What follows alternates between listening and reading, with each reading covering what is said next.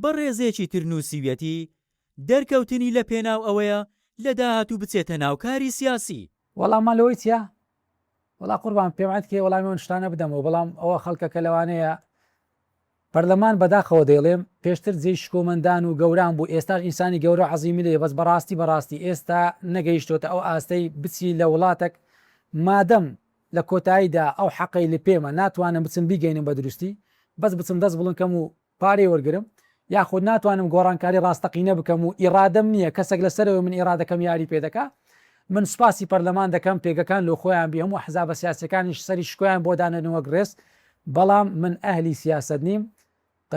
ئەفلاطون قسێکی جوانێ دەرێ لەقەد كنت رجلا نزيها لذلك لم أصبح سياسيا،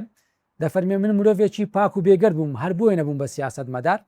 معنای وەژنێ سیاست مەدارەکان ئینسانی غەڵەتوان، بەڵام ئینشاء الله حسن زەنم مێ خۆیان ڕاستکەنەوە کەمیان تێدا ئینسانی چاکن، بەڵام بەڕاستیش سیاست لە وڵاتە بوویتە مای ئەوەی کە خەڵک پێ عیبەبی، پەرلەمانتاری بۆتە ئەوەی کە خەڵک بلێ هەلو پارێ و دەشبینین خەڵکێک مەسەلەن لە ئاستی دینە و لە ناو دینە و پێگەی بەرزیە بۆ لە ئیمام و خەتیباتی کە دەستە ناو پارە و پول ئەو شتانە ئینسان دەگۆڕێ. یا ڕەبی خوایە شاید بەلۆ قیامەتێ دڵم نەستە سەر هیچ ئەو شتانەی کە بە دنیا ئیغرا دەبیت لە هەموو بوارە خوا گەورە ماپارێز ئینشاء الله. دوورم لە سیاست ئینشاء الله فکریشی لێ ناکەمەوە، خزمەتکردن لە سیاست زۆر گەورەترە کە دەبمە سیاسی گچکە دەبمەوە.